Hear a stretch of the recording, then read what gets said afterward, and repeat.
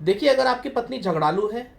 ससुराल में बड़ों का सम्मान नहीं करती और बार बार इस बात की जिद करती है कि पति अपने माँ बाप और परिवार के अन्य सदस्यों से अलग होकर अपनी पत्नी को किसी दूसरे घर में लेकर रहे,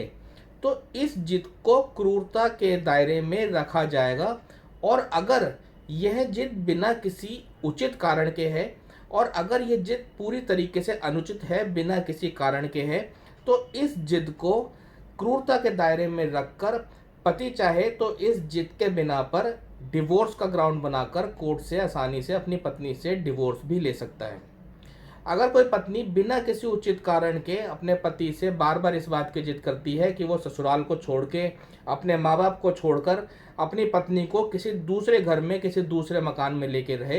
तो यह क्रूरता के दायरे में आएगा और पति इस ग्राउंड पर आसानी से अपनी पत्नी से तलाक ले सकता है। क्योंकि भारत देश में यह कोई सामान्य बात नहीं है, यह एक सामान्य विषय नहीं है जहां एक बेटा अपनी पत्नी के कहने पे अपने माँ बाप को छोड़कर सिर्फ अपनी पत्नी को किसी दूसरे घर में लेके रहे और अपने माँ बाप को सिर्फ और सिर्फ अपनी पत्नी के कहने पर छोड़ दे। इस तरीके की अनुचित जिद, इस तरीके की जिद जो बिना किसी कारण के की गई हो, ये सब जिद क्रूरता के दायरे में आती है। और अगर कोई पत्नी इस तरीके की जिद बार बार अपने पति से करती है, तो इसका खामियाजा पत्नी को भी कोर्ट में किसी भी केस में, अगर कोई मैट्रिमोनियल डिस्प्यूट चल रहा है, तो इस जिद का खामियाजा पत्नी को भी उठाना पड़ सकता है।